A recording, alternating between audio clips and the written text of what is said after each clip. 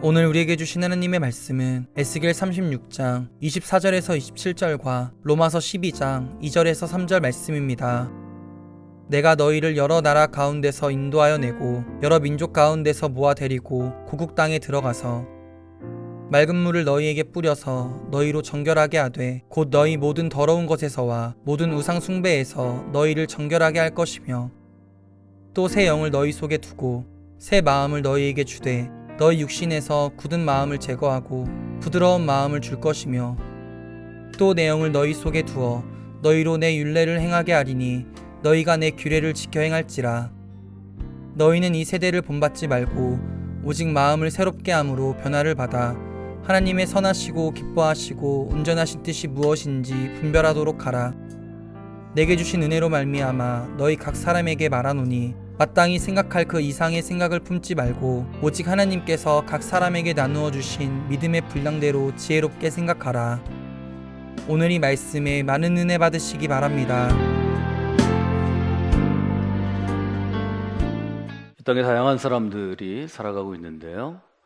그 사람들마다 인생을 바라보는 인생의 관점들이 서로 다른 것을 우리가 알 수 있습니다. 인생을 바라보는 관점이 다르기 때문에 우리는 계속해서 질문합니다. 어떤 인생이 과연 잘 사는 인생인가? 어떤 인생이 혹은 어떻게 살아가는 것이 자기가 갖고 있는 삶의 기준에 따라서 조금 더 높은 기준, 더 고귀하고 가치 있고 다른 사람에게도 좀 떳떳한 그러한 삶이 될 것인가? 이런 질문들을 누구나 자기 인생을 소중하게 여기고 또 특별히 하나님께서 내게 주신 나를 향해 디자인하시고 계획하신 삶이라고 고백하는 그리스도인들은 매번 이 질문 앞에 서게 됩니다. 바울사도는 초기 교회 고린도에서도 에베소에서도 빌립보에서도 데살로니가에서도 그리스도인들이 어린아이에 머물러 있으면 안 되고 영적인 관점에서 어린아이가 아니라 그 어린아이가 좀 더 자라나서 10대 청소년이 되고 20대 청년이 되고 30대와 40대 장년이 되어서 장성한 사람, 다 자란 사람, 성인에 이르라고 우리에게 도전해 왔습니다. 우리말 표현으로 저는 철든 사람이라고 여러분에게 소개해 드렸습니다. 바울은 이처럼 우리가 장성한 사람이 되기 위해서 또 우리 문화로 보면 철든 사람이 되기 위해서 또 하나님의 관점에서 보면 온전한 하나님의 백성 혹은 하나님의 자녀가 되기 위해서 생각의 씨앗을 지금 심으라고 우리에게 도전합니다. 씨앗을 심어야 그 생각을 통하여 거룩한 기대가 싹이 트고 어린 나무로 어린 묘목으로 자라나기 때문입니다. 배우고 듣고 본바를 행하라고 도전합니다. 즉 그 씨앗이 싹이 터서 나올 때 그 기대의 나무가 잘 자라날 수 있도록 매일 길러야 한다는 것입니다. 우리가 그리스도인으로 자라나서 장성한 사람이 되는 것, 성숙한 그리스도인이 되는 것은 곧 성숙해지는 것을 의미합니다. 장성한 사람, 철든 사람, 성숙한 그리스도인, 이것은 동일한 과정을 거치게 되는데 그것은 자라나게 되는 것입니다. 골로새서에서 바울과 바울의 제자들은 그리스도인이 자라나는 과정을 이렇게 표현합니다. 너희가 예수 그리스도를 주로, 주님으로, 주인으로, 인생의 주인으로 받아들였으니 첫째 그 안에서 행하되 그 안에 뿌리를 박으며 뿌리를 깊이 내리라는 것입니다. 세움을 받아 우리 같이 어린 묘목이 클 때 포도나무와 같은 줄기가 약한 것들은 거기에 지지하는 버팀대를 세워줍니다. 그러면 하늘을 향해 태양을 향해 날개를 편 것처럼 곧게 자라나죠. 세움을 받는 것입니다. 또 교훈을 받아야 합니다. 나무가 크기 위해서는 물도 햇빛도 그리고 다양한 양분이 그 나무에 공급되어야 할 것입니다. 장성한 그리스도인이 되는 데는 하나님의 교훈, 그리스도의 교훈이 중요합니다. 그 다음에 나무가 굳게 서야 합니다.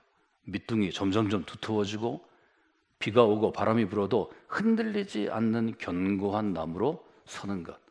그래서 감사함을 넘치도록 그 나무도 나누고 그 나무를 아는 주변에도 나누어 주는 것. 말하자면 한 나무가 처음에 씨앗으로 시작해서 혹은 어린 나무로 시작해서 싹이 트고 자라나고 점점 큰 나무로 자라는 과정을 우리에게 잘 보여줍니다. 어린 나무와 큰 나무를 비교하면 큰 변화가 있습니다. 겉으로 보기에 크기가 일단 달라지죠. 어린 나무와 큰 나무는 컬러가 완전히 다릅니다. 향기도 다를 뿐만 아니라 그 나무가 우리에게 주는 많은 것들이 달라집니다. 즉 자라나면 변화하게 되어 있습니다. 그래서 그리스도인은 성숙해질 때 변화를 체험합니다. 성숙은 곧 변화가 되는 것입니다. 옛 나무와 새로운 나무가 같을 수 없습니다. 옛 사람과 새로운 사람이 같을 수 없습니다. 변화는 A와 B, 이 두 존재를 비교할 때 서로 다른 것입니다. 같을 수 없습니다. 그래서 우리는 정리할 수 있습니다. 그리스도인이 성숙해지면 변화를 경험하게 되는 것입니다. 바울은 그 과정을 이렇게 설명하죠. 로마에 있는 교인들에게 복음을 어떻게 우리의 삶에 적용하고 복음을 실천하며 살아갈 것인가를 12장부터 16장까지 설명합니다. 1장부터 8장이 복음이란 무엇인가, 복음은 어떤 것인가, 복음의 정의를 했다면 그 이후에 12장부터는 복음으로 살아가는 그리스도인의 새로운 삶은 어떤 것인가를 잘 요약해서 보여줍니다. 12장 2절에 이렇게 되어 있습니다. 여러분은 이 세대를 본받지 말고 오직 마음을 새롭게 함으로 변화를 받으라. 그렇게 되어 있습니다. 그리스도인이 경험하는 변화의 과정에서 중요한 것은 우리가 인용하자면 마음을 새롭게 하는 일입니다. 바울은 이 점을 매우 중시하던 사람이었습니다. 우리 마음의 땅, 생각의 땅에서 이 기대의 나무가 자라나는 것입니다. 여러분, 마음을 새롭게 하는 것은 쉬운 일일까요? 아니면 어려운 일일까요? 우리 이렇게 질문할 수 있습니다. 또 이런 질문도 할 수 있습니다. 마음을 새롭게 한다는 것은 결국 무엇을 의미하는 것인가 하는 것도 질문할 수 있습니다. 마음을 새롭게 하다, 바울은 어떤 의미로 이 마음을 새롭게 하다라는 말을 썼나요? 마음을 새롭게 하다는 것은 바울에게 있어서는 새로운 존재로 완전히 변하는 것이었습니다. 로마서 12장 2절에 보면 첫 번째 바울이 얘기하는 것은 여러분은 이 세대를 본받지 마십시오 하는 것입니다. 본받지 말라입니다. 뜻을 좀 더 명확하기 위해서 제가 영어 번역 성경의 단어를 여러분에게 보여드리고 사전적인 의미를 설명하려고 합니다. 본받지 말라라는 영어로는 conform이라는 단어를 씁니다. 우리 익숙한 단어가 있죠. 아이들도 잘 아는 단어인데 form이라는 단어입니다. F-O-R-M, 아주 간단한 단어입니다. 폼은 겉으로 보여지는 어떤 형태를 의미합니다. conform은 어떤 뜻인가 하면 사회가 갖고 있는 어떤 규칙, 규범, 사회가 갖고 있는 습관들이 있죠. 그것에 맞도록 순응하는 것입니다. 즉 그것을 따라가는 것입니다. 그래서 어떤 유행이나 어떤 풍조나 흐름을 따르는 것, 이것도 비슷한 의미로 쓰여집니다. 바울은 얘기하는 거죠. 한국 사회가 어떠하든지, 대전이라는 도시에 사는 사람들이 어떻게 생각하든지 여러분은 그것들을 따라가지 말라는 것입니다. 그냥 받아들이지 말라는 것입니다. 흉내내지 말라는 것입니다. 그것들을 하려고 애쓰지 말라는 것입니다. 오직 마음을 새롭게 함으로 변화를 받아. 이때 변화를 받다는 단어가 제가 종교개혁 500주년을 맞이할 때 여러분에게 4주, 한 달에 걸쳐서 설명한 트랜스폼이라는 단어입니다.